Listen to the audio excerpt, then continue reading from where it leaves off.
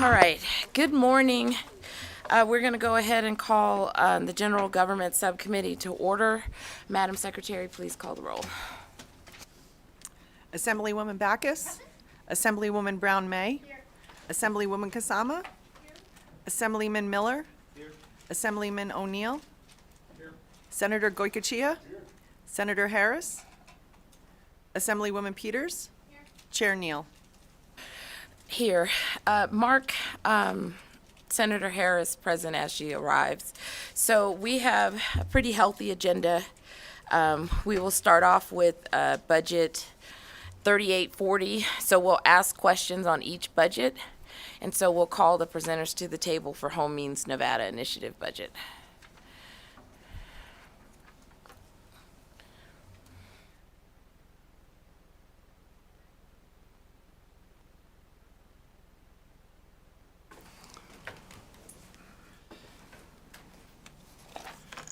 It's loaded. Thank you, Chair Neal. We get started here in just a second. Make sure we have our presentation up.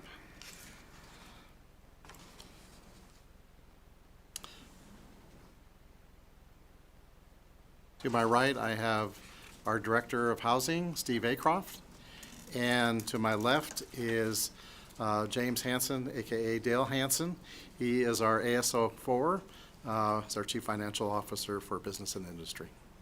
So we have several people in the audience also here and in Las Vegas, so when we go through the budgets, I'll indicate where they are.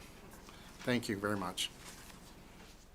Okay, with that, I'm just going to go through some things rather quickly to begin with. Our mission for business and industry is we promote the development and growth of the business sector within Nevada while protecting the public through fair and consistent regulation. Our vision for business and industry is to be the leading point of contact for business information and resources that connects anything and everything related to starting, running, and growing a business in Nevada. Today, we're going to go over several budgets. Under the Community Development and Small Business, we have housing. We have Mr. Acroft here, and then we'll go into our transportation, NTA and TA, and then to the Labor Commissioner and also mortgage lending. But with that, we'll lead off with housing and go to our budget 3840, which is the Home Means Nevada Initiative. And Mr. Acroft, if you want to lead off. Thank you. Thank you, Director Reynolds. Good morning, Chair Neal, members of the committee, Steve Acroft, Administrator of the Nevada Housing Division for the record. The Home Means Nevada budget, of course, is the $500 million initiative to advance affordable housing in the state through the use of state and local fiscal recovery funds. It was divided into four categories: new development, preservation, or rehabilitation, home ownership and home ownership rehabilitation, and land acquisition. We held, just to give you a quick overview, we held a competitive application process in which we received 234 pre-applications and identified 180 applications to move on to, or pre-applications to move on to the application process. For new development and preservation, we created an 8-category scoring system in which 3 categories were scored by a scoring committee. 4 financial aspects were contracted to be scored by Novogradac and Company, a national industry leader in the affordable housing space, and the division scored the program readiness category. 25 new development projects and 13 preservation or rehabilitation projects were selected for awards subject to completion of the agreements. The division prioritized these projects which would best serve transitional, supportive, and extremely low and very low income populations. Ultimately, through the award process, we anticipate the creation of 2,800 new units and the preservation of over 1,000 units. We also formed a scoring committee for home ownership and rehabilitation, wherein over $28 million will be provided to support this category. Lastly, we provided awards of over $20 million for land acquisition for future affordable housing development. A list of the awardees has been provided to you. Currently, most projects are in a review of their grant and loan agreements. We've had one project financially close, crafted all of those agreements to work in concert with our low-income housing tax credit program, and $11 million has already been expended on that particular project. So with the assistance of business and industry, we have identified the need for ongoing funding in the next biennium, and with that quick overview, be happy to answer any questions. Thank you for that. So we have Assemblywoman Brown May. Thank you. Thank you, Chair. Thank you for the presentation and the really good work on affordable housing. And I just have a couple of questions relative to the Home Means Nevada initiative. You talked a little bit about the progress of you have one expended project, a number of others that are in the pipeline for funding. Can you talk about when our communities can begin to see the benefits of some of these affordable housing units? Do you have any idea how close we are to completion of project, opening, people moving in? Thank you, Assemblywoman Brown May. It varies from project to project and across the categories. We know the new development projects are going to have the longest timeline. The one that's closed, first of all, Steve Acroft for the record. The one that's closed, I have not gone by for a site visit. I'm going to guess just because of the way winter has been, they might not be moving dirt yet. But realistically, it takes about 1.5 to 2 years for a new development project to come basically entirely out of the ground. So to answer your question, from a standpoint of those new developments, probably 18 months would be about 18 to 24, a little quicker in the south because the winter is not quite as harsh. For the preservation projects, once they get approved, those move relatively quickly. So once they're financially closed, usually those are going to be happening within about a 6-month period of time. And then in the other two categories, once the agreements are done, we anticipate that they will be able to assist needy homeowners and acquire land relatively quickly once the funding has been provided. Follow-up, Chair. Thank you. Thank you, Mr. Acroft, for that. I appreciate that.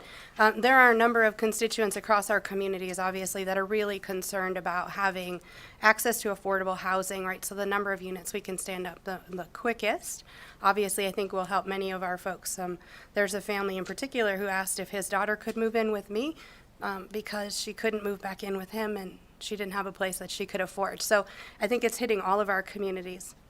To that end, I'm curious to know, are there concerns about the timelines that we have for expending the funds by that December 31, 26 deadline? And then how much of the $500 million approved do you anticipate will be spent by the 23-25 biennium? Any ideas? Steve Acroft for the record. The fully expended deadline is a concern. We're not there yet. Granted, the timelines that I just provided you were well within those windows. And from the first project that we actually financially closed, to get to the point where all the agreements were signed and everything was done, that was a little challenging, I'll put it that way. But we do have a roadmap. So we do know what agreements we need to have and how to work within that tax credit space. So from that standpoint, really right now with the agreements and the manipulating of how that looks within the tax credit space, that's really kind of one of the longer time periods. But as was demonstrated in this first project, it closed, I think, mid-January, and here we are mid-March, and $11 million has already been expended. So once we kind of button the agreements up, then that expenditure deadline doesn't really, I don't anticipate that we will be going out to 2026 unless they get a late start on some of these projects. And I'm sorry, I forgot the second part of the question. Thank you. The second part is, do we anticipate that the $500 million approved will actually be completed in the biennium? And then the first part I think you answered were the concerns for the deadline in 26. Are we going to expend all of the money that we anticipate we're going to expend within this biennium? Terry Reynolds, for the record, Director for the Department of Business and Industry. Yes, we anticipate being able to do that. However, should we have issues or problems with that, Mr. Acroft's been doing a report to IFC about every 2 months, and to Legislative Council Bureau, so they know. So we're going to be tracking these projects on a quarterly basis and be able to let you know if there's a hiccup there, if we need to reallocate funds, if something happens on that. I would also tell you that, as some of you probably know, the IRS allocates what they call volume cap to all the states. Nevada received about just under $345 million of authorization to be able to use that for bonds. We have in 21 and 22, we have put forward and reserved about $500 million of that volume cap for housing. And so those projects are going on, and we've been able to, with the ARP funding, probably double the amount of units that we've had in all the categories in terms of rehabilitation, new projects. We're also tax credit projects, both the 4% and 9% projects. We are dovetailing those volume cap authorizations to be able to bond, to be able to stretch those dollars. So we're going to put about $1 billion into housing over the next couple of years with that reserve of authorization for housing with our IRS authorization. So that is a big deal. It allows us to do so much more. It allows us to stretch those dollars and layer our funding. So we will see units coming on that started a year and a half ago, coming on right now, and then we'll see these dollars kick in to provide. So you're going to see a steady stream of new projects opening up over the years. Thank you. If I could just close out, it would be really great to see a map of where each of these projects is so that we can really address the needs within our own constituents and our own communities, right? Where are we building housing? I think that the number of projects we have is phenomenal. To be able to see how we're standing up additional units. If you would just follow up with that at some point, that would be appreciated. Yes, we will. Thank you. Thank you for that. Senator Gokachia. Thank you, Madam Chair. And just very quickly, Mr. Acroft, you're talking 3,900 units. My Cowboy Math says a little over $130,000 a unit. I guess my concern would be, because we are building out over the next 3 to 4 years, what do we do with some of these? They're going to encounter cost overruns, given the inflation where we're headed. And I just listening to Terry, Mr. Reynolds there, that bonding capability, then will you be able to shore these up? What happens if a project falls short? The last thing we need is about 2025 and some guy to roll over and say, hey, I can't complete. Steve Acroft for the record. Thank you, Senator Garcia. We're already seeing it. It's prevalent. And so, as most of this group is aware, affordable housing is built through layered capital stack. And so we anticipate additional bonding capacity. We also anticipate other funds. We're trying to combine them with our housing. Some of the stuff you'll hear in 3838, the next budget, trying to combine it with those funds. We also work with the development community to determine if there's some private funding that can come in. For the bond projects, we do have to meet what's called the 50% test, which means that 50% of the financing has to come through bonding. That's an IRS rule. So all of that factors into it. So yes, we are looking through alternative funding. We are looking, as Director Reynolds indicated, potentially shifting some of these funds to provide for that. We expect some natural attrition to occur through some of the awarded projects. They might not just be able to get it over the finish line, and that would create potentially some extra funding for other projects. Thank you, Madam Chair. Assemblywoman Backus. Thank you, Madam Chair, and thank you, Director Reynolds and Mr. Ashcroft, for your presentation and answering questions. I just had a follow-up question because I always get nervous with the funds being expended, and obviously we get them obligated when these projects are awarded. Just because and I'm from the South and construction does pop up overnight, but sometimes it's delayed. Or do we know if we're going to be able to get these like expended, if we could like have them like in construction accounts or something like that so they are expended? Because I know you guys are probably working off of reimbursements right now, but I was just trying to figure a way so we don't fall short. And I don't know if that was what Senator Gogochio is really asking as opposed to the capital, is us just not meeting those deadlines and we have projects that are 75% completed. Steve Acroft, for the record, as indicated previously, we are looking to make sure we hit those expenditure dates. The expenditures can go, they're not specific to any portion of affordable housing. So what we anticipate is, and we're seeing this on the first project that we're doing, we want those monies out the door first, and the developers are more than happy to use our money to do that. So effectively, once it's been awarded, they'll be able to submit to the division their expenses, their initial expenses, and we can reimburse. And so if a project, probably hypothetically, if it's 25% done, chances are we've paid for a great portion of that 25%. Thank you for that. So I have a couple of questions on the list. So on the land acquisition, you turned in a list, and I'm going to ask about the 73 acres for City of North Las Vegas, the 10 million. Where is that low-income individuals and that land? I have a follow-up. Yeah. Steve Acroft, Administrator for that Housing Division, for the record. North Las Vegas's proposal is to purchase, I believe, the Texas Station land. So, and I may have this wrong because there's two shuttered casinos right there. West Lake Mead Boulevard, Rancho to the east. No, I think you have it right. Okay. It's Fiesta and Texas Texas. Station, yes. And they're planning on building low-income housing there? Steve Acroft, for the record, that is correct.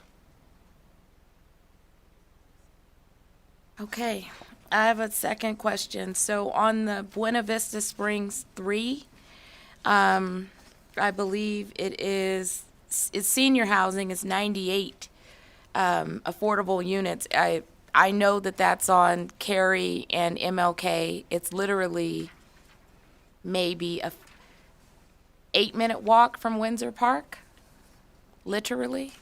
So where is the expansion happening for those 98 units? It's already 3 stories now. There's a parcel of land behind it. Is that being purchased?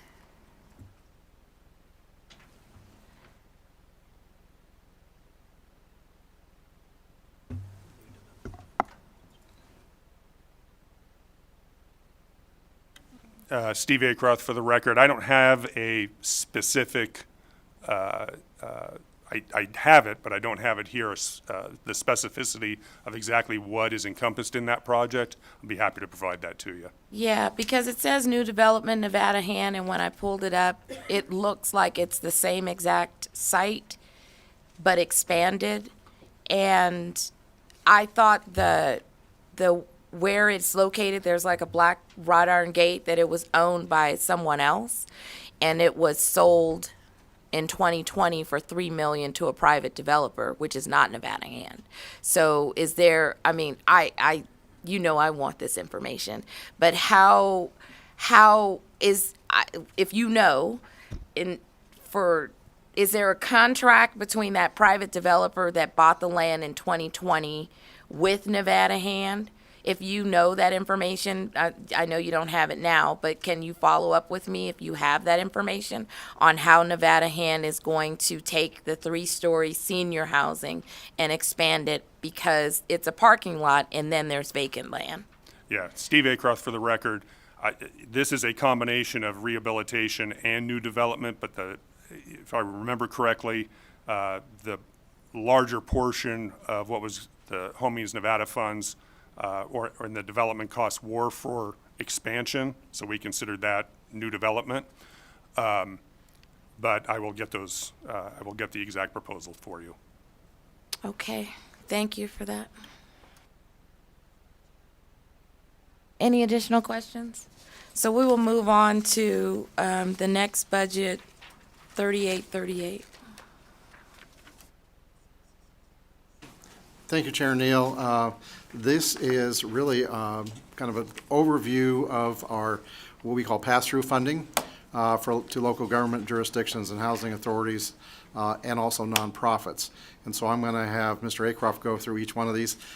These are going to probably spawn some questions on there, but they're really, they're a mix of federal funding and grant funding coming through the Department of, or the Division of Housing, and then that is allocated back to the local governments and nonprofits throughout the state. So with that, Steve? Steve Acroft, Administrator of the Nevada Housing Division, for the record. I'm going to roll through these pretty quickly, try to give you an overview of them, and then, as Director Reynolds indicated, be more than happy to answer questions. These are all pandemic-related programs that the division handled, in addition to our regular funding sources that we get in this account. Emergency rental assistance of $223 million was subdivided into two categories, if you will, or two funding sources, one called ERA1, one called ERA2. ERA1 expired on December 31st, 2022. That was for $124 million. Our final report is due to the Treasury on April 28th. ERA2 funding, roughly about $98 million, is ongoing in Clark County. It's being provided on a very limited scale, serving the most vulnerable of housing insecure populations, those who are facing evictions and those who are on a fixed income, whose rent has increased, and who have been served an eviction notice. Per Clark County, they anticipate the ERA2 funds to be fully expended by the end of April. The Homeowner Assistance Fund, $121 million, provided to the state and passed through to the Nevada Affordable Housing Assistance Corporation, or NAHAC, for distribution to eligible families. Over 650 families have been assisted through this statewide program through January 31st. That was the latest numbers they provided to me, with over $12.6 million provided in assistance. We are seeing an increase in that funding. NAHAC has participated in a number of outreach events, and in Treasury's recently published two-year pandemic relief report, the state of Nevada, and NAHAC in particular, was singled out for their data-driven approach to recalibrate program offerings based on the most common reasons for application denial. In addition to other measures taken, this resulted in a 300% increase in households assisted from July to September of '22. CHAP assistance for $15 million. With the full expenditure of ERA1 and ERA2, this allocation will continue rental assistance, again for the most vulnerable in Clark County, for an anticipated additional 2 months. The ARPA housing program, $11 million, West Side project. This is the West Side micro business proposal. This funding specifically supports the construction of 30 affordable units for those making under 60% area median income near the corner of West Lake Mead Boulevard and Ingolstadt Street, just east of the Culinary Academy and Nevada Partners Complex.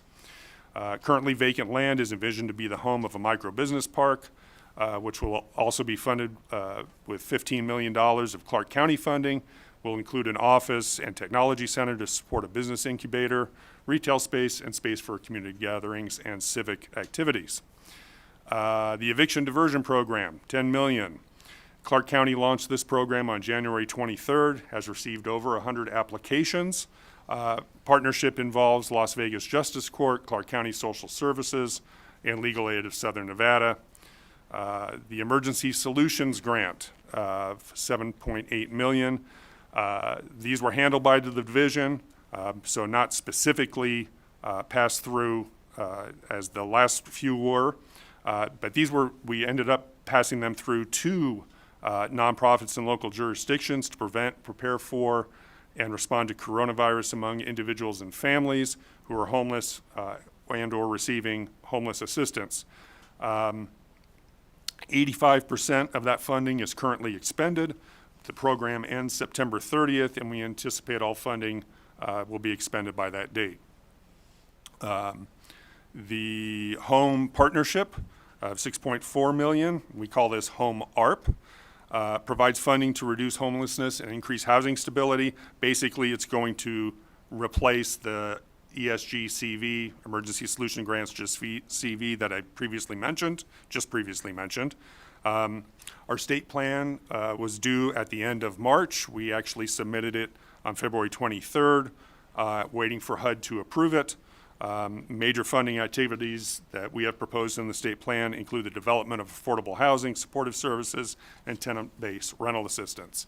And lastly, the landlord assistance for $5 million was included as part of AB 486, passed in 2021. $400,000 has been allocated through this program. With that, be happy to answer any questions. Thank you for that. We have a couple of questions from Chair Peters. Thank you, Chair. I want to talk a little about the mixed-use housing and micro-business projects that are in coordination with Clark County efforts.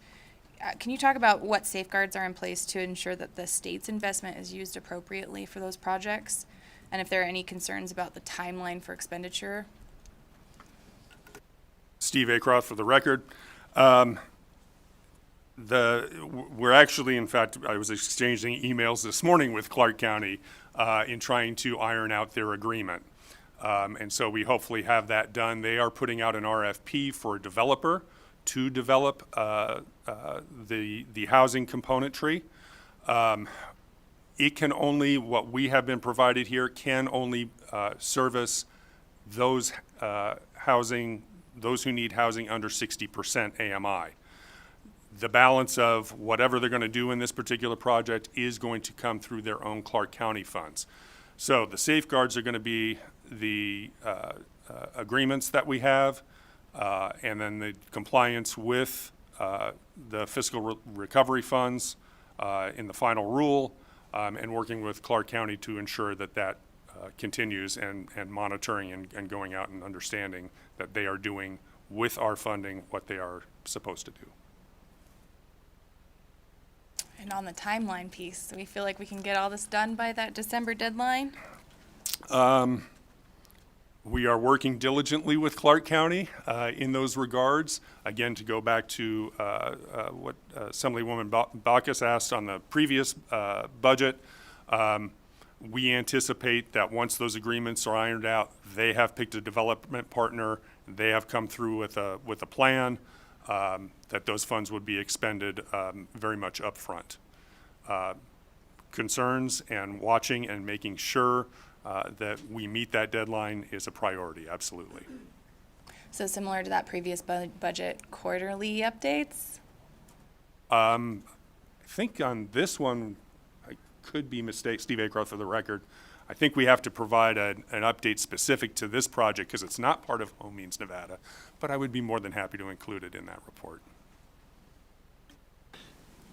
Terry Reynolds for the record. As I remember, there was a requirement to report on this project and do it on a frequent basis for the major milestones going through on the project, because there was that initial concern that was mentioned when we discussed allocation of this money for that project. So I remember that, and so we'll be reporting on this on a regular basis. Thank you for that, Chair. I have one more question on a separate issue, similar issue, but separate. So in the August 22 Interim Finance Committee meeting, we allocated $25 million to rental assistance program and eviction diversion in Clark County. Can you give us an update on that? And maybe I missed it in your presentation, but if you could go back over that program and its status right now. Sure. Steve Acroft for the record. It is indicated in this sheet as the 25 million is accounted for with the ARPA CARES Housing Assistance Program, CHAP, 15 million for Clark County Social Services Rental Assistance, and then the ARPA Emergency Eviction Diversion Program, 10 million Clark County. So those are the two bullet points on the slide. Just to go over that, as indicated, the rental assistance is going to expire. Let me back up. The emergency rental assistance, ERA 1 and ERA 2, both those buckets will effectively be emptied by Clark County projections end of April.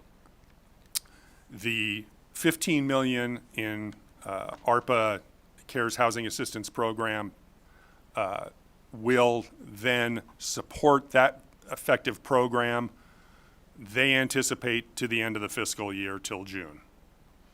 And then effectively, rental assistance will go back to traditional rental assistance programs that the state has, or the county or local jurisdictions have typically operated. The eviction diversion is the counterpart to that. That's the 10 million. And that program was just established when they changed the CHAP program, the rental assistance program, on January 23rd. So we don't have enough information on that yet to find out where that is, because effectively it's only been going for now about 6 weeks. But they've had over 100 applications, and so they are working through that process to help those folks. So the rental assistance program, going back to normal or maybe pre these extra dollars in there, do you have an idea of how many folks are being served today with that rental assistance who will lose that rental assistance or maybe don't need it anymore, but are the difference between like the status quo and what we've been serving in Clark County? Steve Acroft, for the record, I don't have that information. I would probably have to circle back to Clark County and obtain that and see what their projections are, what they would handle through traditionals. I think what you're asking is who will be able to be helped through traditional sources versus what this program is right now and sort of what the delta is there. Yeah, I don't have that information, but I can ask Clark County to provide it. Yeah, if you would, that would be great. I've been working on some of the fallout of losing these federal ARPA dollars in different areas, particularly related to assistance programs. So it would be really helpful if you could provide that information. Steve Acroft will do. So I'm going to go to Senator Harris and then Assemblywoman Kansama. Thank you, Chair. Good to see you. How you doing? So on this list, I see lots of dollars to help keep people in homes. Can you tell me how much of this money that's on this list is helping getting people who are on the streets today off of the streets? Steve Acroft, for the record, most of what's there, certainly from a dollar standpoint, is preventative, right? The emergency rental assistance was to keep people securely housed. The homeowner assistance is to keep folks who, might be at risk of foreclosure housed. The rental assistance and the eviction diversion programs are, again, to keep folks housed. Really where it turns into helping folks advance is going to be through the emergency solutions grants and the potential for our home ARPA process. So that's, 13 million, 14 million. And the emergency solutions grants, as I indicated, of 7.8 million, 85% of that has already been spent. So the bulk of that funding has been spent and needs to be spent by September 30th, and we anticipate that occurring, which really leaves just that 6.5 million in the home ARP for a pandemic-related homelessness prevention and mitigation strategies. And so to answer your question, I think that's really what's there. We have traditional sources, but those traditional sources at the state level are awfully small. We get emergency solution grants of roughly $400,000 annually. You're not going to house a lot of folks, homeless folks, with $400,000 annually. Thank you, I appreciate that. You know, I know you don't have a lot of authority to dictate how these dollars are spent. Federal government, you know, puts a lot of strings on the dollars, but I would just say it looks like we're doing a lot of work on the prevention side, which I'm always a big fan of. You want to catch folks before they lose their homes, but we've got literally hundreds of millions of dollars working on that. I'm a little worried about what we're doing to help the folks who've already lost their homes get back on their feet. So maybe we need to figure out some way, and I'm here to be a partner in that, in shifting a little bit of the focus on helping those folks get into a stable housing, getting the services that they need to be able to maintain that housing as well. Thank you.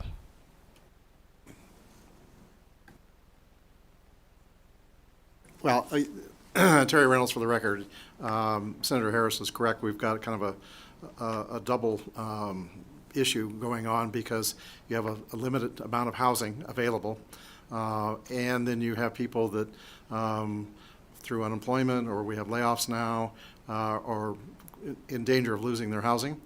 And so we're going to have to work on both ends of the spectrum to make sure that we have solutions to provide housing, and maybe it's even transitional housing to get so people can get into housing until they can stabilize their lives and get back to where they were.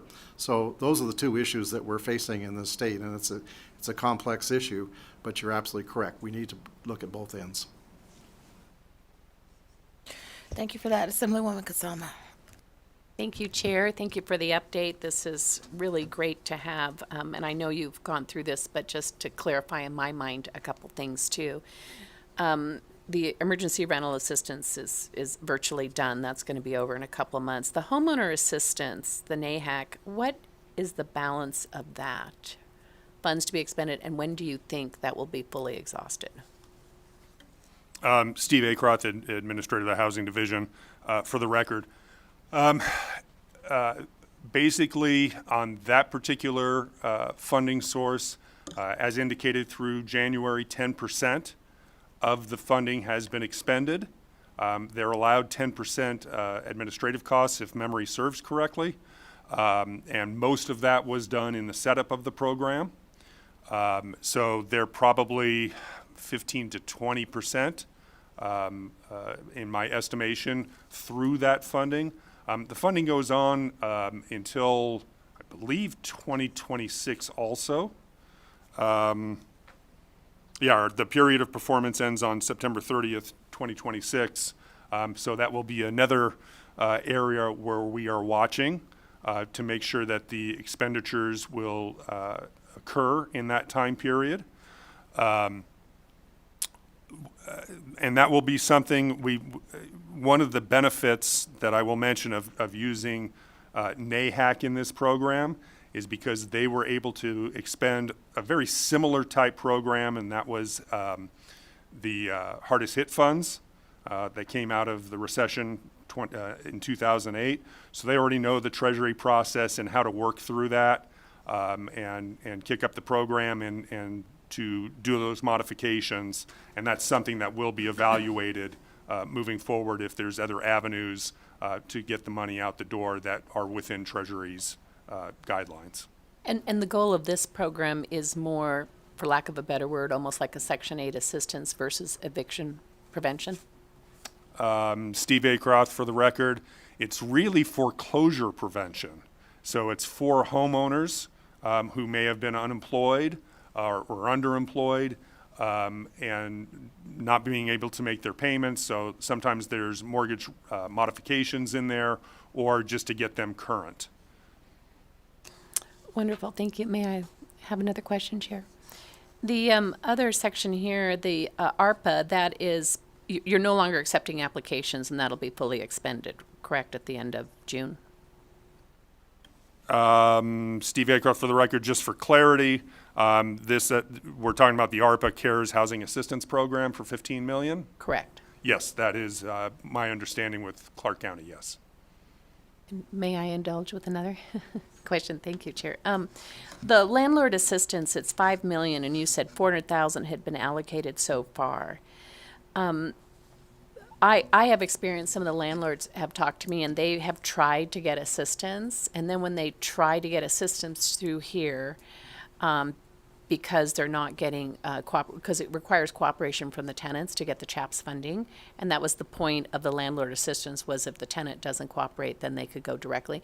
And I've had landlords that have tried to go in through this process to get it, and the people that are servicing are always directing them back to a CHAPS application, and they can't seem to, that could be a reason why there's so little that has been spent. It is not working very well, and it's hard for the landlords because the staff are just directing them back to the CHAPS application portal. And it's like a mad loop, and then you need the tenants to cooperate, and they can't do it. So like to know if there's a way that we can make that work better in that area. Steve Aycroft, for the record. That program really is administered through the Las Vegas Justice Courts, so we can reach out and find out if there's, what the roadblocks are, if there's some way to expend that funding a little more expeditiously. I'd appreciate an update on that. Thank you. Thank you for that. So I just have I have a couple of questions. On the CARES Act and the emergency rental assistance, the $158 million that I guess was allocated, how much of that has been spent? Because I didn't hear that.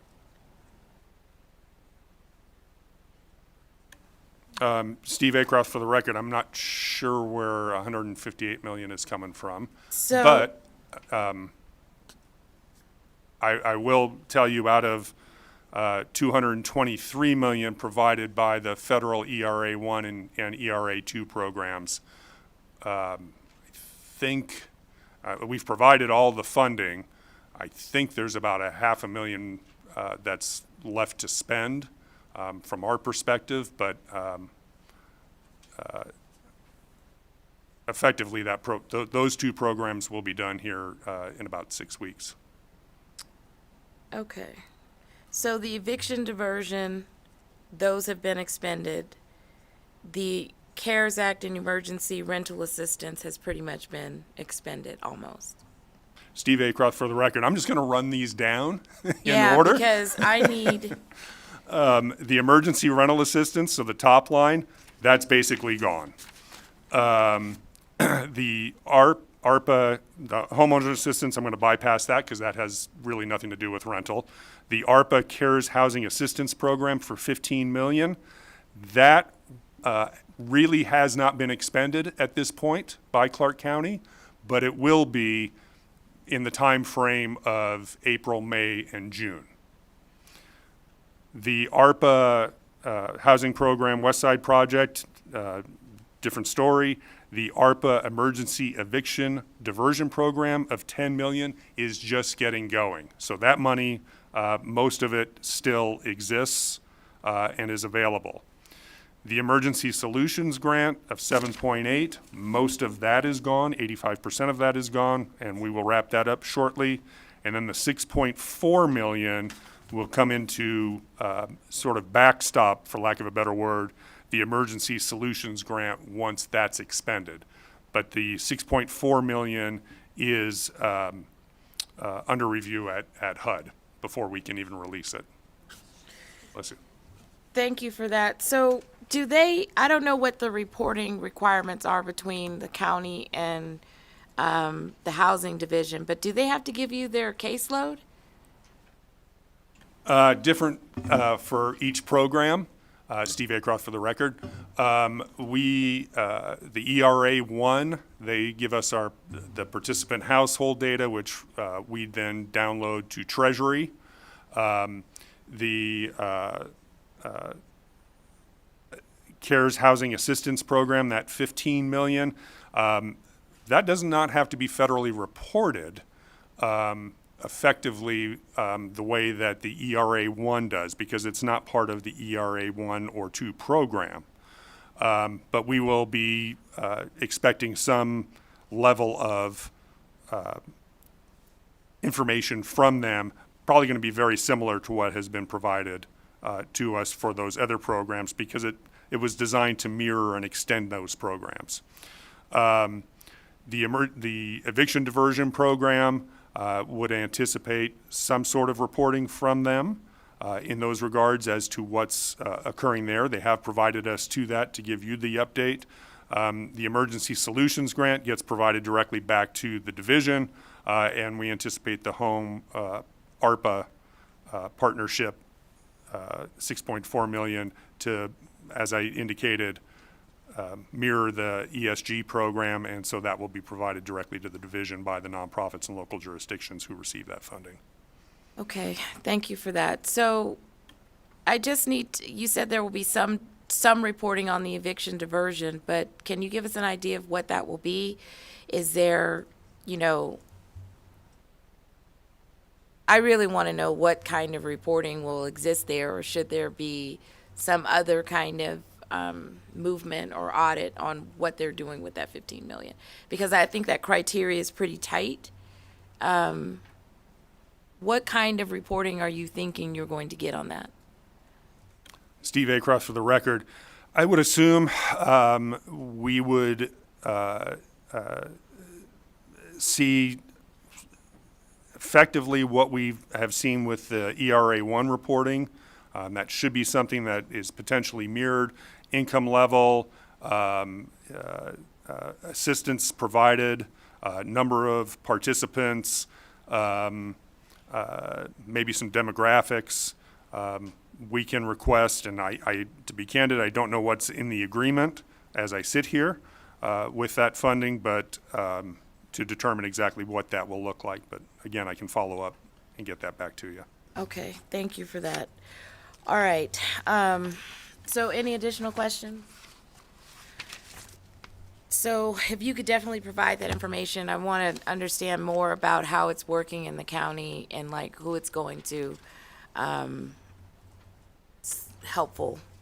So we'll go ahead and close out this conversation on this budget and then move to 4130.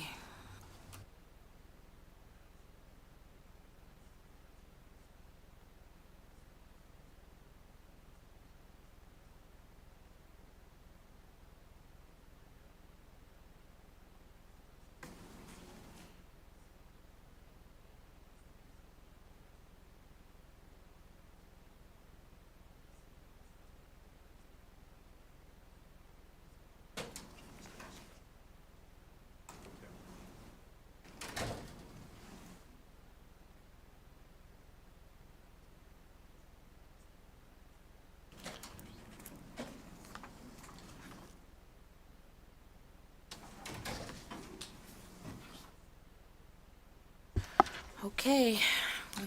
Terry Reynolds for the record. With us in Las Vegas is Mr. Carl Armstrong, our taxi cab administrator. We're very pleased to have him. He has been there approximately, Carl, about a year now, pretty close to a year, and really doing an outstanding job. So I'm going to introduce the first item here on the reclassification, because I think that's important to kind of give some history of where we were about 6 years ago during the recession. As you know, that TNC's started operation in the end of 2015, so it's been some time since we've had them operating with that. The initial time, I think we were looking at probably close to 75 to 80,000 TNC drivers just in the Clark County area. And we saw a precipitous drop in our revenues because they were based in taxi. They were based on rides. So we got a ride fee. So with that, we had, when positions became vacant, we did not fill them. Our deputy administrator is now the deputy commissioner for the NTA. She left and went over there. So we've had a deputy administrator position empty for quite some time. The chief of enforcement for taxi retired this last year, and that provided us the opportunity to be able to consolidate these positions. The reason that we looked at doing that is we wanted to cut back on our administration and put available funds back into enforcement. With the loss of enforcement positions and loss of funding for enforcement, we were really struggling to provide around-the-clock coverage for the cab industry. And that was very important for us, especially with evenings and up until from the area from about 10 until 2 a.m. So with that, we came back and we asked for an increase in medallion fees. That has been one of the first increases we've seen in a long time for that. We have a technology fee and we have a good, healthy budget with our technology fee, as you're noticing on that. But this allowed us to, in talking with Mr. Armstrong, is to be able to have a deputy that is over the sworn side, Category 2 peace officer side for enforcement, and then Mr. Armstrong handling the administration portion of that side of the taxi. So that's why we're looking at this position. I think it gives us the best bang for our buck in terms of being able to administer the agency. Would we like to have, in the future, funding for both positions? Yes, we would. But I think in the interim, I think this works very well for us, and I would like to see that. I'm going to turn it over to Mr. Armstrong to discuss that, and then the next two items. Carl Armstrong for the record. One of the things that we're also wanting to do is we need to upgrade our radio system. Our radio system presently is analog. Within the near future, DPS and all the other entities are going to go digital. So basically, we have to have a new radio system in order for us to be able to communicate with Metro and other law enforcement entities in terms of doing our jobs. So that is in your budget at this particular point. We got you an estimate in terms of what it would cost for a new radio system, including a new equipment for dispatch relative to that, and that was about a $90,000 amount. We went back to the manufacturer and got another estimate, more recent in terms of, because the other estimate was in 2022. The 2023 estimate is about $5,000 less than that, so it's about $85,000 and some change in terms of what they're quoting us as terms of what that new radio system is going to be.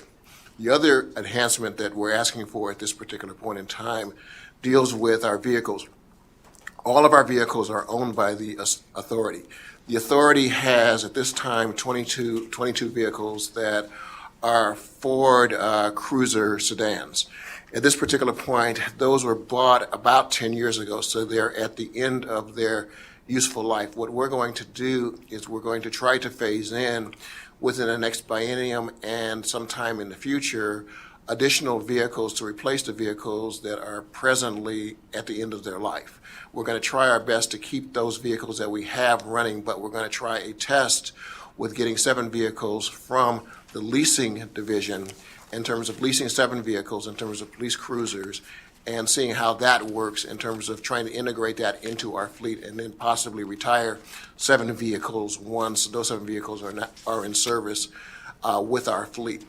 Those are basically the enhancements that we're asking for at this time. The deputy administrator position, the radio equipment, as well as the issue dealing with, what was the other one? Radio equipment and the vehicle enhancements. Those are basically the 3 things that we're asking for from the legislature in terms of this biennium.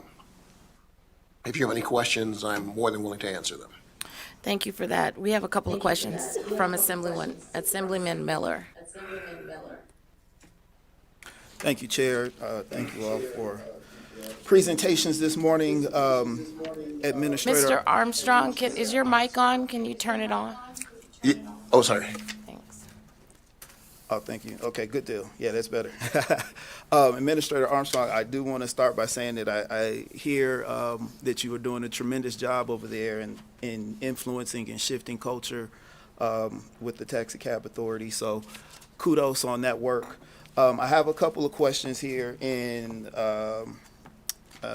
regarding a couple different things. So let's start with the deputy administrator position. What are the anticipated efficiencies to the daily operations of the agency by having that new position? Carl Armstrong for the record for the Nevada Taxi Cab Authority. Basically, what we're asking for is we want a sworn Category 2 officer to be the person that would be in that position. That person would be in charge of enforcement. We would get savings because we would be replacing our chief enforcement investigator position with the deputy administrator position. Also, that person would be second in command of the agency and would also oversee secondarily our dispatch and our inspection divisions in terms of what's happening, and also help me in terms of freeing me up so that I can do things in terms of general planning and administration of the agency, and also meeting with our stakeholders relative to what we're trying to accomplish. Terry Reynolds for the record. I think it's important to notice that the main activities of the Taxi Authority are patrol and enforcement of the regulations involving taxis. We also have inspection. We have a dispatch, but the taxi authority basically operates like a police agency. They actually have a dispatch. They respond. They do regular patrols, as opposed to the NTA, who is more directed in terms of how they do their enforcement for transportation hubs and going out and looking for issues around whether it's a convention, a special event, or so you have more of like a regular police agency that operates in that. So elevating the position for enforcement to be able to go over the side of licensing and enforcement, I think really helps get direct command over that under a uniformed person versus having an administrator who deals with the back of the house side and operates the agency, works with us in terms of budget issues, personnel issues, things that are normal administrative types of issues versus the patrol side. So we think that that's going to be a more efficient way to handle that instead of having a civilian who's a deputy and also then having a chief enforcement officer where you have a command person that can be over the enforcement side. We think, and from my experience as a city manager dealing with police agencies, I think that's a better way to go, and Mr. Armstrong agrees, and I think we're both comfortable with that approach. Okay, good deal. Thank you, Chair. I have another question, if that's good. Thank you. So my next question is going to deal with the reserves, the excess reserves. And as you mentioned, you guys have some pretty healthy excess reserves. Can you discuss the agency's plan to reduce its technology fee and operating reserves in each year of the biennium? Yes, I can. Terry Reynolds for the record, working with Mr. Armstrong. This is one of the reasons why we're really pleased, because he is, with Mr. Armstrong, he's taken a top-to-bottom look at the agency in terms of what the needs are. We know that we're going to have to replace our radio equipment, our dispatch equipment. We know that we're also going to have to upgrade our data system in the next couple of years because it's working, but it needs to be upgraded. So we do have plans to start doing that, and Mr. Armstrong's been key in identifying those issues that we need to prioritize. But our data system, our dispatch system, our radios for our command staff all need to be, so we have to, when we purchase new cars, we're going to have to go in and also change out or put radio systems in those cars. So that's going to be an expense. So we do have plans to be able to do that, and what you're seeing here are really kind of the initial things that we need to do, but you're going to see more of that in the near future because we have to go through and upgrade our systems. Okay, perfect. Thank you. You actually answered a couple more of my questions in your answer, so thank you. Thank you. Any additional questions? All right, so we will go ahead and close out. No, we're not closing out.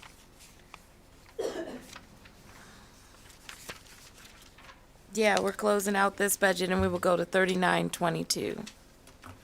Great, thank you. Thank you, Chair. Thank you, Mr. Armstrong. We have next is the Nevada Transportation Authority, and I want to point out that we have a new chair who started yesterday, Mr. Von Hartung, who is our new commissioner for the NTA and also the new chair of the NTA. Ms. Dawn Gibbons took the George Assad's spot in Las Vegas, and so she is moving to Las Vegas to be the commissioner down there. So, as you know, we have 3 commissioners. 2 are in Clark County, and 1 is in Washoe County. So, Mr. Hartung is the Washoe County representative. Also point out, we have with us in the Las Vegas area, we have Ms. Jennifer DeRose, who is our deputy commissioner, and also Mr. Todd Parks, who is also our chief of enforcement for the NTA. So both of them are present for that. We have 2 key budget enhancements, and I'm going to lead off and have Mr. Parks go through and explain why we need to upgrade our staffing. Thank you. This is a big honor for me to be here today. I'd like to talk about increasing my staff by 3 compliance, 3 enforcement investigators. We have had quite a growth in the Las Vegas and in the Reno area. I understand that Reno just recently topped over 500,000 people. As of right now, I have 2 compliance enforcement investigator positions as well as 1 supervisory position in that area. And it's difficult to do the enforcement with the amount of people that I have there. Also, down in the Las Vegas area, Las Vegas continues to grow, and we have a lot of new things coming into Las Vegas. We got the Las Vegas Raiders. By the way, I am a Raiders fan. And we also have the hockey team. We're also going to be potentially getting an NBA team and possibly a MLB team as well. As these new things come into town, obviously it creates more of an issue for us for the transportation enforcement. We have Formula One racing coming up. We have recently had the NFL draft. We have the Super Bowl coming up, and I've been attending meetings at that, and that's going to be quite an event. I end up sometimes paying for overtime just to try to cover one event here in Las Vegas. When we have 3 or 4 events going on at the time, it's difficult to cover everything. What I feel that Enforcement 3 positions will do will be able to investigate our complaints, do our operational inspections, and that's going to free up to do more proactive enforcement for our investigator 2s to go out and try to handle some of these events that we're currently trying to cover with the small staff that we have. I think the Enforcement 3 investigator positions will also do more of the complex investigations. A lot of times what happens is an investigation will end up taking 2, 3, 4 weeks or longer to complete, and it pulls the investigator 2s away from doing what their normal duties would be. So I'm happy to answer any questions about those positions, but I'm trying to give you a little bit of an overview of where the need is for my staff right now. Thank you. Thank you for that. So we have questions from Assemblywoman Backus. Thank you so much, Mr. Parks, for your presentation. You may have touched on some of my questions.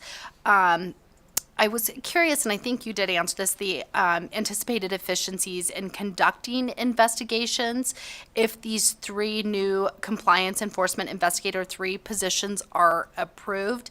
It sounded like you said that the others will be able to be shifted over to the like bigger events while these new 3 are investigating. Can you kind of share with us what the efficiencies may be with that? Yes, thank you for that question. Todd Park for the record. Again, the investigator 3 positions that we do not have right now will take over the more complex investigations and be able to free up the investigator 2 positions to go out and conduct more proactive enforcement. I've been in law enforcement for almost 40 years now. Historically, I believe law enforcement has been a reactive agencies, and that's kind of where we're stuck right now, but I'd really like to go more proactive, and I believe that these investigator 3 positions would allow us to be more proactive and go out and try to take care of some of the illegal activity that's going on. And we have we're seeing a trend in the illegal activity where they are starting to become more complex. They're becoming more organized. They're running counter surveillance on my officers, and we need to be able to step up our game a little bit. I believe these investigator 3 positions would help us do that. I hope that answers your question.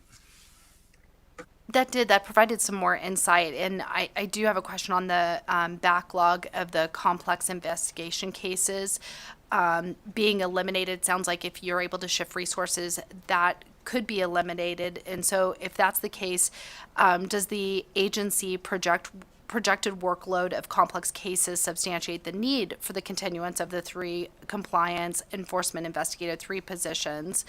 And you kind of touched on that with the counter surveillance and being proactive more so in addition to addressing the backlog. So what alternatives could be considered to work through the backlog of the complex cases as well? Todd Park for the record. Again, thank you for that question. It's an ongoing issue. The complex cases don't always just come to the forefront. It may be a week or 2 before you realize that this may take some time to do. As the enforcement investigators too go out and start to work more proactive cases, that's also going to produce more complex cases that may not be apparent right away. But as they continue to investigate, then they will start to work with the investigator 3s and to hopefully make that investigation go a little bit quicker than what it has done in the past. Right now, when the investigator 2s get involved in a complex investigation, and just to clarify, to me, a complex investigation is something that's going to take a little bit longer to do than what a normal investigation is going to be. May require a little bit more surveillance, more expertise, more witness interviews, things like that. And what happens is it takes away from the normal duties of the investigator 2s. So if they can combine their efforts with the investigator 3s, I believe that backlog of the cases is going to go down drastically, and again, is going to always continue to have complex cases that require more investigation, just for the simple fact that we're going to do more proactive enforcement, which will create more complex cases. But I believe that this will help us try to nip that in the bud a little bit. Terry Reynolds, for the record, let me point out too that we're kind of focused in on probably TNCs and that area, but we also have household movers and storage. We also have shuttles, buses, limos, tow cars, non-medical transport. So we have a lot of different issues. And in this last about year and a half, the moving industry licensed versus non-licensed movers was a big issue, and a lot of people were subject to fraud, people that took their money supposedly to move their goods and were really not licensed and didn't perform for them. So those are some of the cases that we are working on that I think are extremely important. But aside from the transportation issues that the NTA does regulate. And so that's one of the areas, and I know Mr. Parks was on the news quite a bit, reminding people to make sure that their movers that they're hiring are licensed, that they're bonded, making sure that they're legitimate in terms of their storage, and that people don't run off with their goods. So those are big issues too that we also need to work on, and we need to remember that that's part of the regulatory duties of the NTA.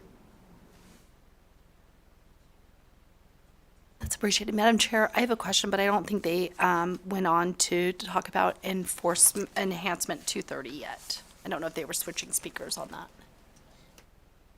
Go ahead. Okay, I didn't know if you had someone besides Mr. Parks for the 2 new administrative assistant positions under Enhancement 230. But my question for that would be, please discuss the challenges experienced in the Las Vegas office with reviewing and analyzing applications in a timely manner and the anticipated benefits to daily operations if a new administrative assistant is approved. Jerry Reynolds, for the record, I'm going to hand that over to Commissioner DeRose and also Mr. Parks to discuss. They're both involved in the application processes. Good morning, Jennifer DeRose, for the record. The Las Vegas office has 3 fiscal analysts. One is the application manager, and then 2 financial analysts, all 3 of which are CPA positions. Currently, we have approximately 85 cases on our docket right now that these 3 analysts are working. Those are new applications for all of the industry that we deal with. We have in total 4 administrative positions. We have 3 in the Las Vegas office and 1 in the north. The reason for we're asking for the administrative 4 is to provide the higher level administrative clerical work for our financial analysts. With the backlog, these 3 individuals are providing daily guidance to our industry. While they're looking at the applications, they are distracted by incoming individuals asking questions, dropping off new applications, so it takes them away from their financial analyst work to go up to and deal with the incoming traffic. They answer all of their phone calls. They do all of their electronic filing and scanning. We don't have the administrative staff to assist them at this time. The administrative 3 position that we asked for the Reno office is to provide the necessary administrative staff to provide coverage for our current one, AA2, that is the front desk receptionist, basically. This individual would be able to assist our new chair in his daily clerical needs, as well as supervise our AA2. At this point right now, we, in order to have that individual have any kind of leave, or if on lunch breaks, we need to pull either an enforcement agent or a compliance audit individual to provide that clerical coverage.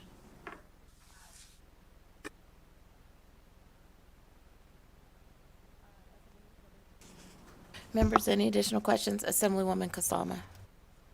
Thank you, Chair. Thank you so much. I'm just wondering if you could help me with kind of an overview because we're talking about the increased illegal activity, and there was a rundown of how it's increasing with all of the extra Raiders games, the events, all the new activities that we have in Las Vegas, for example. And so you talked about the illegal activity of the movers, particularly the licensed versus non-licensed.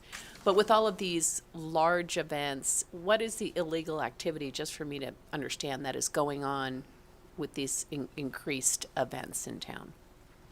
Terry Reynolds for the record. So you actually have now groups that are getting organized and providing rides without being licensed, so or insured for that matter, to what the standards are.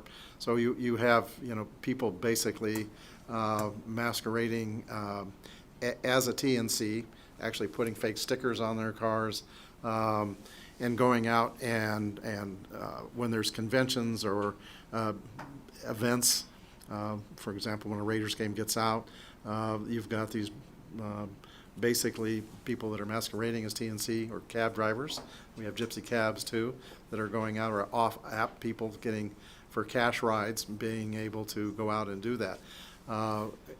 What Mr. Parks will tell you is that we're seeing a high incidence of, when vehicles are stopped, of drugs and weapons within the car. And we're not talking about CCW permitted weapons. We're talking about just regular weapons that are in their console. So it is worrisome. I'll put it in that context, that concerned about the safety of our officers, but we're also concerned about the safety of the traveling public and making sure that they're getting into a licensed, insured vehicle that is operating under the regulations of the state and providing safe transportation for the public. And so that's as we see the increases in the need for public transportation and the inability to meet those needs, we're going to create a vacuum where we'll have illegal rides coming in and taking up that space. So that's the issue that we're dealing with. And are the complaints coming from the passengers that are in these unlicensed vehicles, or is it from the licensed providers of transportation that notice them and then report them? I'm going to turn this over to Mr. Parks, but I'm going to tell you both. I've heard it from both the industry.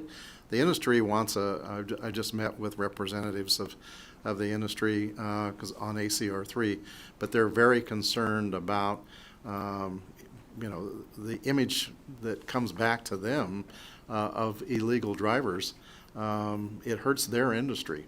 But it also is concerning because if you're trying to get a ride at 10, 11 o'clock or 1 o'clock in the morning, you want to make sure that the person picking you up is a licensed, registered driver that's not going to try to rob you. And that is an issue. Thank you. Mr. Parks? Thank you. Just to follow up a little bit on that, again, Todd Park for the record. We have a lot of complaints coming out of Reed International Airport where the people working that area are quite aggressive. They're approaching people, asking them for rides, and then we've actually witnessed some fights between taxi and TNC drivers, or what we call gypsies, people that are not working for one of the TNC places.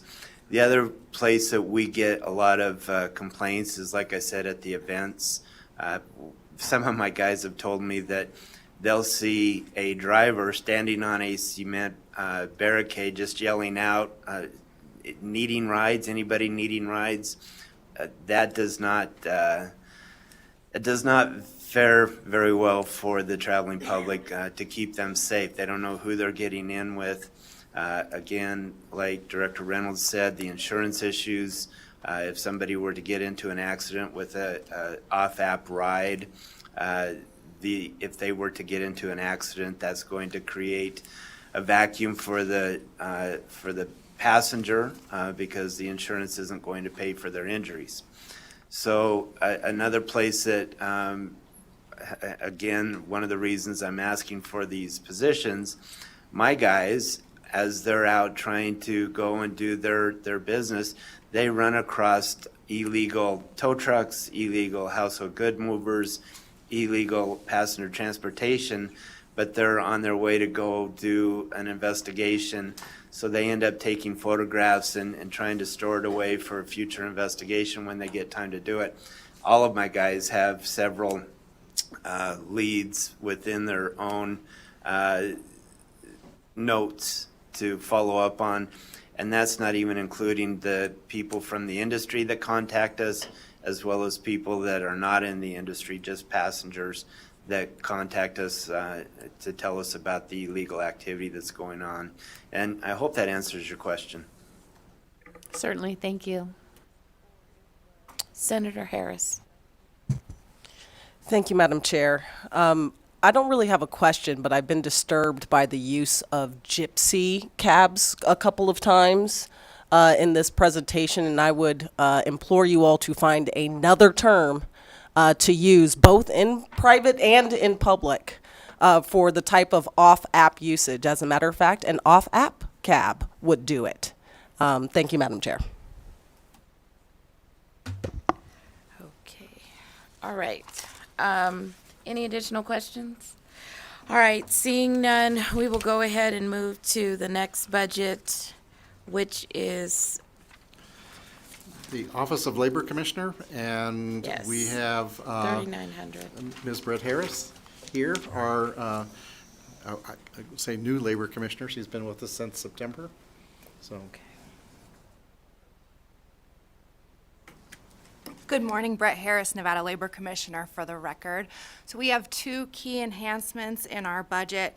The State Apprenticeship Council, which is the Nevada's state apprenticeship agency, was transferred from GOIN to the Office of the Labor Commissioner in 2021. At that time, there was a sub-grant from Dieter to our office in order to fund the Apprenticeship Council. That the understanding was that would go through fiscal year 2023. So our first enhancement request is for general fund appropriations to continue funding the State Apprenticeship Council. And then our second one is professional employer organization, licensing and regulation and enforcement was transferred to the Office of the Labor Commissioner. Also in 2021, those licenses are currently processed manually. And so the second enhancement is for software, which would allow us to manage and license and process those licenses through electronic means so that they're not being done manually any longer.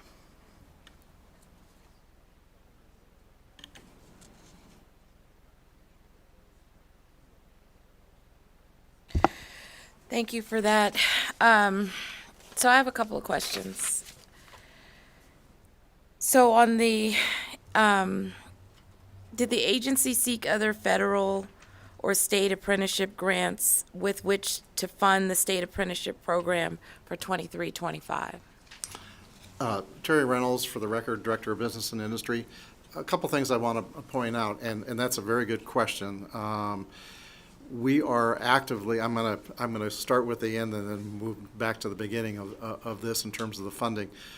We are actively working with GOIN and our state apprenticeship director in terms of seeking grants that we can use to enhance programs for apprenticeships. So we're actually everything from tuition assistance to startup of new apprenticeship programs to being able to do the program side of that, which really develops apprenticeships. The state apprenticeship director and the council was funded originally, was in business and industry, then moved to Owen and the Governor's Office of Workforce Development, and then was grant funded. That has really brought, with the WOA grant, brought some real challenges in terms of being able to work with the Department of Labor and be able to do the accounting and the necessary things that you have to do under the grant. Those grants are more typical in terms of standing up programs and working with different, the school districts, the colleges, employment programs to be able to develop apprenticeship programs. It's really not to set up and pay for the executive director for that. And so we have, our programs, our apprenticeship program is reviewed by the DOL, and frankly, they feel, and I don't want to throw stones here on anybody, but we've been able to stand up more apprenticeship programs in the last 6 months than they did in the last 4 years with going. So I think it's important to be able to focus the dollars on a program side and not on paying for the administration of the internal program within the Office of the Labor Commissioner. So that's kind of where we're at with that, and moving to more of a program approach and making sure that we can provide more apprenticeships is where we really need to be in the space. We need to have more apprenticeship program development within the state. Thank you for that. So for the go-in dollars, you're expecting to continue to use them year over year, or just to go ahead and try to get the apprenticeship programs established and then move to another source? Terry Reynolds for the record. Those grant funds through the DOL are available almost every year, and they're more programmatic, meaning they're more for setting up apprenticeship programs. And so I have a list of the areas that we're looking at and be able to provide that to you. That was provided to me by the Labor Commissioner. So, but I think it's important to realize that we need to have program activity. We need to have development apprenticeships. We need to have more people engaged in being an apprentice for that and paying. Most of these apprenticeships are paid. They're paid apprenticeships, and they make pretty good money starting out in that. But there is cost of education, cost of the program, and so if we can offset that, we can get more people into the program. Thank you for that.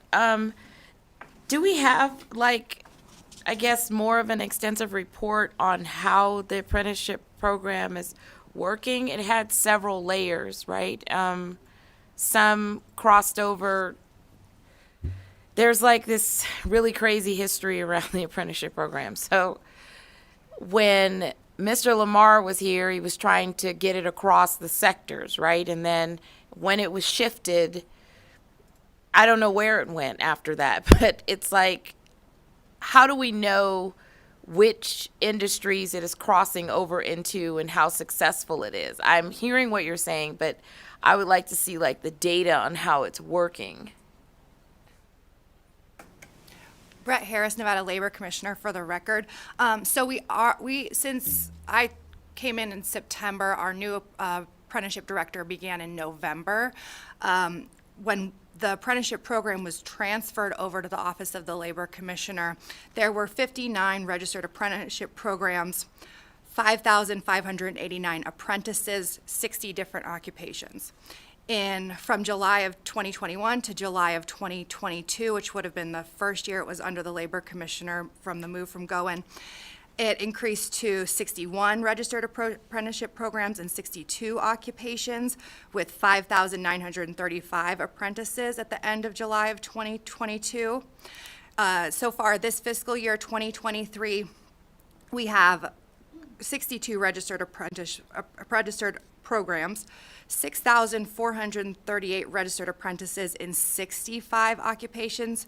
We have recently added 3 new occupations in IT, and we have 5 potential new programs in various industries that are queued up and working with our apprenticeship director to become registered apprentice programs in the state. So we are working to expand it beyond the trades. Okay, thank you for that, because that was leading into my next question on agency efforts to expand the number of registered apprentice programs and the engagement of the Labor Commissioner, right? I understand you're new. The prior commissioner took all of this on in 2021. She took on a lot, actually. But the follow-up to that on the expansion, it's my understanding apprenticeship was also envisioned to touch seniors and some high school students that were leaving high school. So is that still in play? Where are we at with touching those students that are interested in joining an apprenticeship? Terry Reynolds for the record. We have been working with the Department of Education to be able to do what we call apprenticeship programs in the high schools, and Sparks High has basically set up a program to do that. We're looking at being able to expand that program in Washoe County as well as Clark County to get students interested in the trades.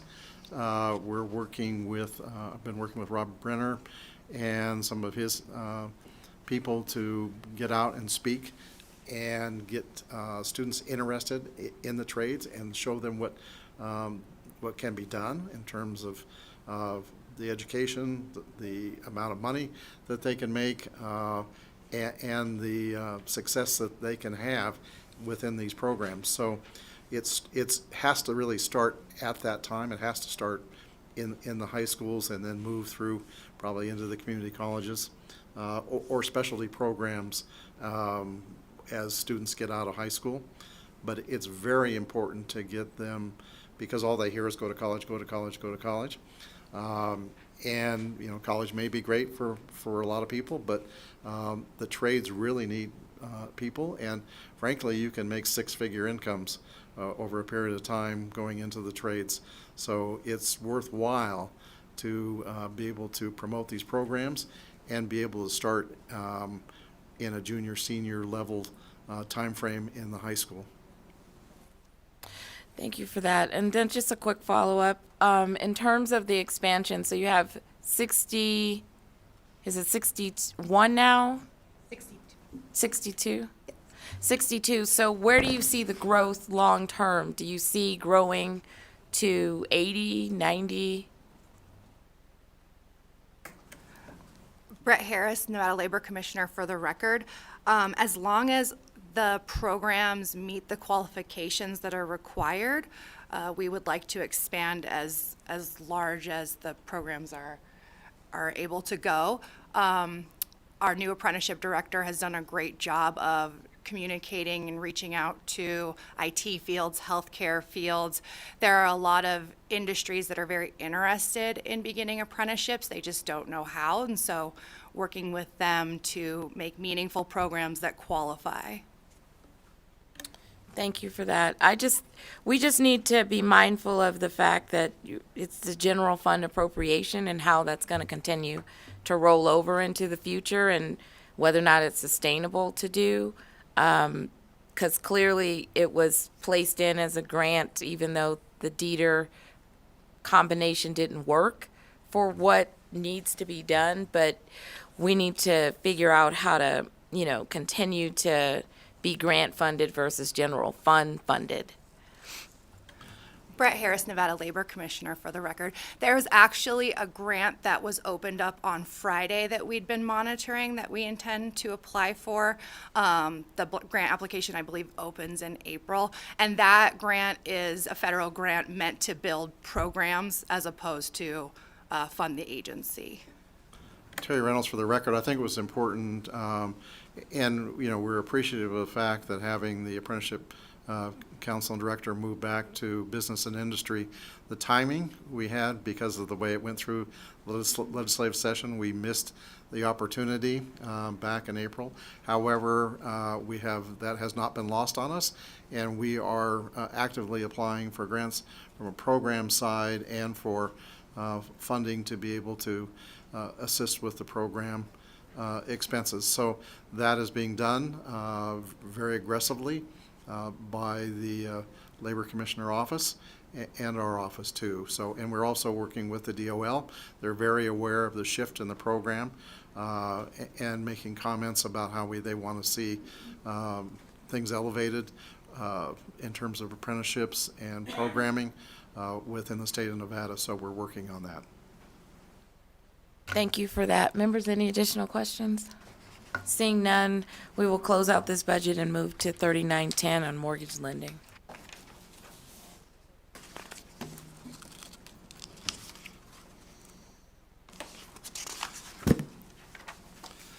So the next one is our Mortgage Lending Division. Kathy Sheehy and Ziliana Alihara are in Las Vegas hearing room. And we'll have her go over, Ms. Commissioner Sheehy, the two enhancements. Good morning, Kathy Sheehy for the record. Again, Commissioner for the Mortgage Lending Division. And this morning, we are here with our two budget enhancement requests. The first one is for a new Compliance Audit Investigator 2 position to support the increase of the licensees that we've had over the last number of years. And also the second position request is for a new IT professional position.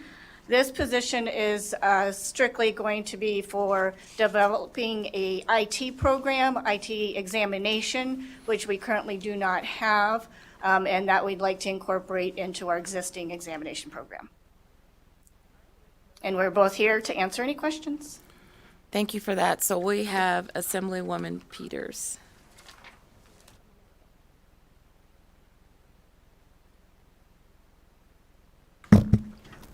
Thank you, Chair.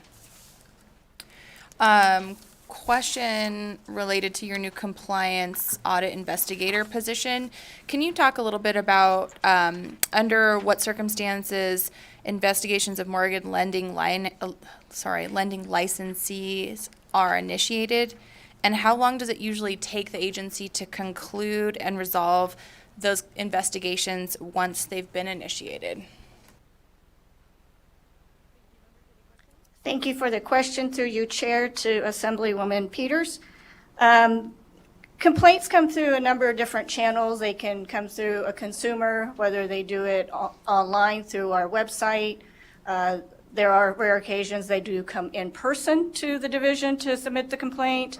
There is also incidents where we have the industry notifying us of a complaint or possibly activity that could potentially be unlicensed, so we will look into that. So there is a number of different channels where complaints do come in.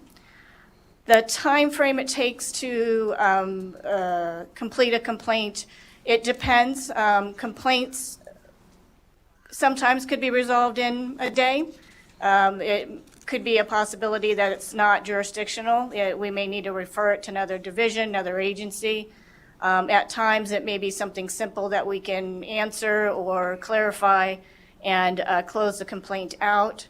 However, some complaints do require additional time, and eventually the complaint would turn into a full investigation where the investigator would need to contact the complainant, contact the individual or entity that the complaint is regarding, to do an interview, request for additional information, subpoena records, things like that. So on average, a complaint investigation could take, like I said, a day, sometimes a couple months. Sometimes these investigations have other cases involved that might be litigated in civil court. So we would have to, pause the investigation until that matter has been resolved so we can make our determination on that investigation.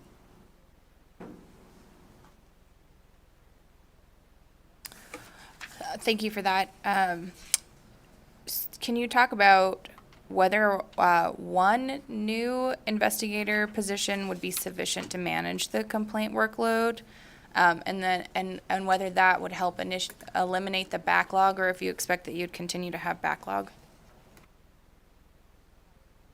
Thank you for the question. For the record, Kathy Sheehy, through you, Chair, to Assemblywoman Peters. The one position will help. Currently, we have 4 investigator 3 positions. This new position will be an investigator 2 position, which will allow us to bring in the individual at the secondary level, and then cross-train them. And then when we have vacancies at the higher level, we'll hopefully be able to promote from within and then fill this existing position. But although the licensing numbers have increased over the last number of years considerably, we expect some I think the industry is calling it right sizing right now, where the number of licenses and the number of entities and individuals in the non-depository mortgage lending is shrinking a little bit because of the unprecedented growth during the pandemic, which was not, that's not normal volume for us. So we expect a little bit of shrinkage there. So I believe that, at least for now, and we can always continue to review the volume, continue to review the number of complaints, investigations that we have, and determine if we need additional investigative positions. But at this time, I believe the one position would be enough. And I apologize, I forgot the second question. I think that you captured both of the components, the workload and then the backlog. Terry Reynolds, for the record, I just want to point out, and Commissioner Sheehy has brought up really kind of a good point in terms of the right sizing of that. We were pretty stable around between 17, 18, 19, about 12,949 total applications. And with that, that grew to FY22 to 21,031. Now, do we think we're going to sustain that level? I think there's going to be some contraction, but it's not going to be completed back to the, close to 13,000. I think we're going to see pretty good fallout, but I still think we're going to see probably 15 to 16,000 applicants. We're going to see a pretty good increase. In 21, we had 7,800 new ones, and in 22, we had 6,000 new ones. So we had a drop on there, but we're still seeing pretty good growth in that industry. And so, is it going to slow down? Yes, it will. But we're going to see some pretty good growth. Thank you, Chair Peters. So we will go to Assemblyman Miller. He has a couple of questions. Thank you, Chair. Yes, so my questions are regarding the cybersecurity program and the new IT professional. And I have a few questions here. But first, if you can provide some understanding on what the cybersecurity risks the mortgage companies are facing right now in our state that needs us to stand up this program, and why the Division of Mortgage Lending is the right entity to evaluate this situation, to handle this. I'm going to turn it over to Commissioner Sheehy, but before I say that, if she goes ahead with that, I want to, it's my fault that at the last minute I was talking to our financial people and also FID. They're having the same issues and same components as mortgage lending in terms of how they need to work in that area. And so I said, it's hard to have a standalone person within one division. And so can we share that person with FID? FID like the idea, and we can cost allocate that to work on both sides. But with that, I wanted to turn it over to Kathy Sheehy to explain why this is necessary. Thank you. For the record, Kathy Sheehy again.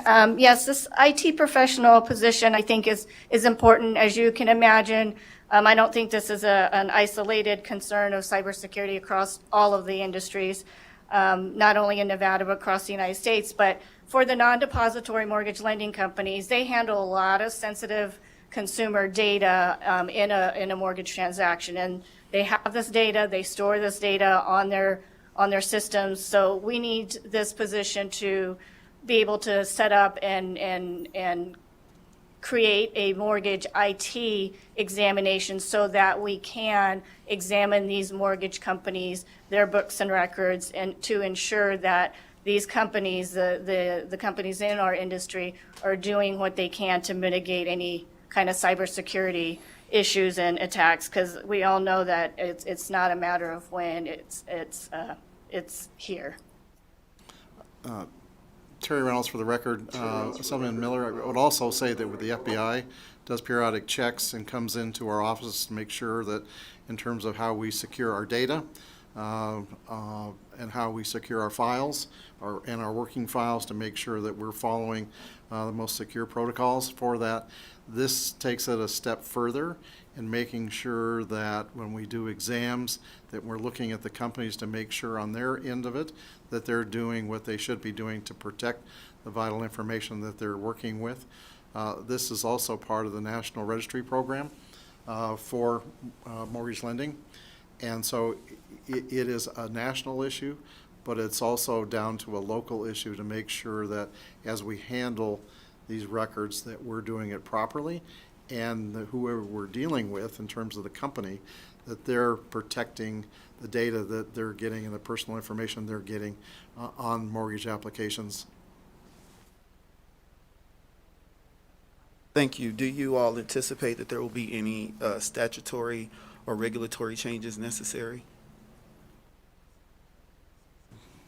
Thank you for the question through you, Chair, to Assemblyman Miller. There could be, but until we get the program stood up, an IT examination put together, all the components of it, the scope of it, I would be hard pressed to determine that right now, but I assume at some point there potentially could be some new statute or regulation necessary to support the program. Thank you. Are we expecting at some point to charge the mortgage lending companies for this examination process, or? Terry Reynolds, for the record, no, we're not. We're looking at this as being part of the overall license fee that they have. As you know, we have a considerable reserve within that, and the costs of this will come out of our reserve funds for mortgage lending and also FID. Okay, great. And then just one more thing. You mentioned sharing. Is it this IT person that you are looking to bring in, or did I misunderstand that? Terry Reynolds, for the record, will be hiring, hopefully hiring an individual, and then we will be able to share that person to work also on the same side with Financial Institutions Division that handles on the bank credit union side. So for the examinations that they do, they have the same type of issues that that mortgage lending does in terms of protecting consumer information. So we want to make sure that what we learn in one area, we can apply to the other area and work with them too. Okay, so I guess, how long are we expecting this to take to get off the ground? Because this person is just to get it started, right? And they're going to tell us how many people we're going to actually need to continue operating, continue the program? Thank you for the Go ahead, Kathy. Thank you for the question through you, Chair, to Assemblyman Miller. We anticipate if we can get the position filled, obviously go through the recruitment process and get the person in, he or she may need probably a good 6 months to a year to get the program put together. They won't have to necessarily start completely from scratch. There are some programs that we can take a look at the national level. However, we want to make sure that it's not a full scope examination out of the gate. We will want to, give the industry time to comply, just like when the other federal laws were enacted after the 2008 crash. It took the industry a little bit of time to comply and get up to speed on examinations and the scope of the examination. So we want to make sure that we give the industry a time to adapt to that as well. So my guess would be 6 months to no more than a year. However, it'll just depend on how long the recruitment takes and how long, what the scope ends up being for this IT examination. Okay, one last question and then I'm done. So I guess I'm trying to understand additionally, it looks like on my notes you have about 1,469 licensees. You're expecting them to perform 10 to 15 examinations a year, which could include multiple licensees, so I understand that. I guess the real question here is one IT person enough to do this, especially considering sharing them with another, another entity? And are we expecting to be overloaded and have to come back, for an additional IT person? Thank you. Terry Reynolds, for the record, difficult question to answer because we're standing up a new program to be able to see, what it's going to take to be able to do this and what it's going to look like in the future. Do I think that we're going to need additional people in this area? Yes. This is an area that's, unfortunately, I know the state, let alone has literally thousands of intrusions, attempted intrusions a day on cybersecurity issues. This is something that we face with all of our agencies, whether it's depository, non-depository, with insurance companies to medical records it's across the board. So I do anticipate having that. I think the governor's office, in terms of dealing with EATS, and looking at expanding and being able to specialize in certain areas that we're going to have to, that they're going to be making those changes over a period of time. So, but until we get a good feel for the program and what it's going to take to do that, I think this is the best way to start. I don't want to start off and trying to hire a bunch of people. We're going to be lucky to get one person in today's market to be able to start this up. But I think that we will see continued need in this area. So that's about as honest as I can be. Thank you for that. Any just Assemblywoman Kasama.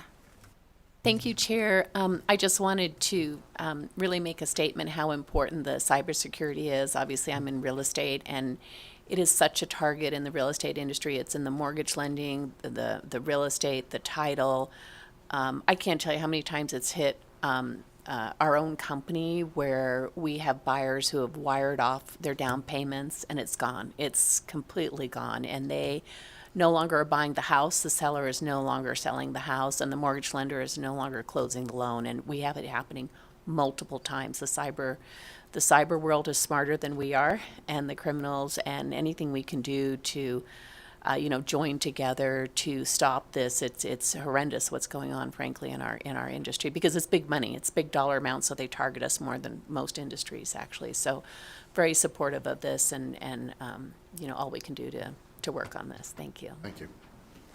Thank you for that. And then we have a final question to close out this budget from Senator Harris. Thank you, Chair. Has the agency considered further lowering the fees in the upcoming biennium? If not, what is the agency's plan to lower its reserves in the upcoming biennium? Commissioner Sheehy, we have, the answer is yes, and she'll go what has been done to date. But yes, we do need to do that, and yes, we are cognizant of that. Thank you for the question. Kathy Sheehy, for the record, through you, Chair, to Senator Harris. Yes, the division has done 2 rounds of fee reductions. The most recent one was implemented in July of 2022. And based on that, we will continue to monitor the volume of the licenses that we issue to see if we have any additional ability to reduce fees. We requested 2 budget decision units during the interim, for one in the director's office and one here in the Las Vegas office, regarding licensing. And of course, we're here today to request the 2 new positions. And then the larger ticket item would be the expenditure on the database replacement IT project that's currently underway, that we'll be spending some of the reserve money on.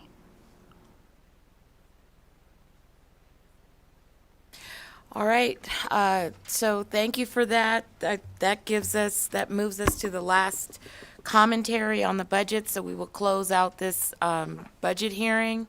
and want to thank Division of B&I for coming and having all of your divisions come and present. And we look forward to the follow-up information that was, I think we asked on a lot of budgets. And we will go ahead and open up for public comment.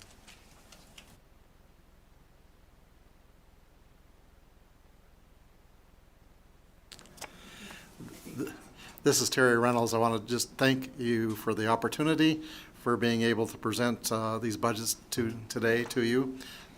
We are working very hard to be able to come out of the pandemic. We're finding it now a little easier to hire people.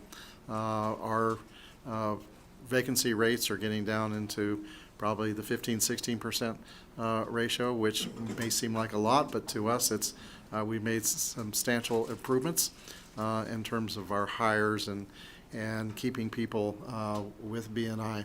So we're very pleased. We have been able to keep all of our division heads and then hire new people, as you have seen today, that are outstanding.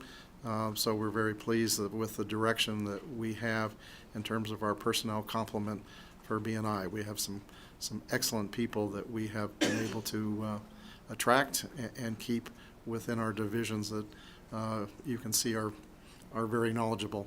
Mr. Acroft, he has worked his way up from a chief assistant all the way up to the housing division administrator, and does an outstanding job and has a very good breadth of knowledge in terms of housing, and his relationship that he's built with our local government, our housing authorities, is outstanding.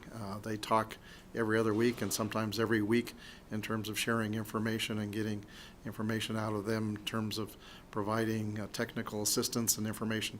So we're very fortunate to be able to have those types of relationships. So thank you.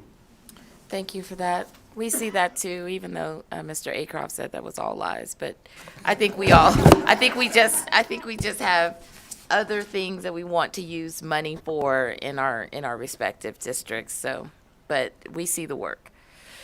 All right, thank you so much. All right, so closing out the budgets, we will go ahead and open up for public comment. Is there anyone here in Carson City for public comment? Seeing none. BPS, is there anyone? Oh, wow. I don't think so. Good morning, Madam Chair. Sarah Adler for NAMI, Nevada. So I want to thank all of you for your interest and questions related to the Home Means Nevada and pandemic assistance budgets. I completely ditto what Director Reynolds just said about Director Steve Acroft and the Nevada Housing Division. I've been involved in affordable housing for a long time, and they are doing amazing work. But I would like to quickly tie your questions and my remarks to a coming attraction to all of you except you, Senator Neal, who have already met, Senate Bill 68. So you diligently this morning gained understanding on rental assistance, eviction diversion, homeless prevention, and learned about the millions already utilized or on the path to utilization. Senator Harris asked about the use of funds to house the unhoused. So many Nevadans who are homeless need a rent that is affordable to them. Many Nevadans who are homeless need supportive housing to respond to their mental illness or addiction. The good news is that 16% of the Home Means Nevada units are identified as being for supportive units. The concerning news is that supportive housing requires ongoing funding for rental assistance to house people without income virtually, and for supportive services beyond the one shot that is creating the building. So the good news is that the Clark Regional Behavioral Health Policy Board with NAMI together, we are bringing this session Senate Bill 68 that proposes to create a revenue stream to fund a critical needs fund that has two buckets: housing stability, all of those things related to rental assistance and eviction prevention, and supportive housing. So with this ongoing funding, if we achieve that this session, we can keep driving at all the critical needs that you identified this morning for Nevadans. So thank you for this opportunity to share that information. Thank you for your comments. All right, BPS, is there anyone on the phone line? If you'd like to provide public comment, please press star 9 now to take your place in the queue.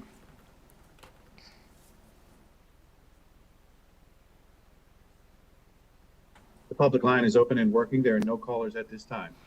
All right, thank you for that. I don't see anyone in Vegas. We will go ahead and adjourn the General Government Subcommittee.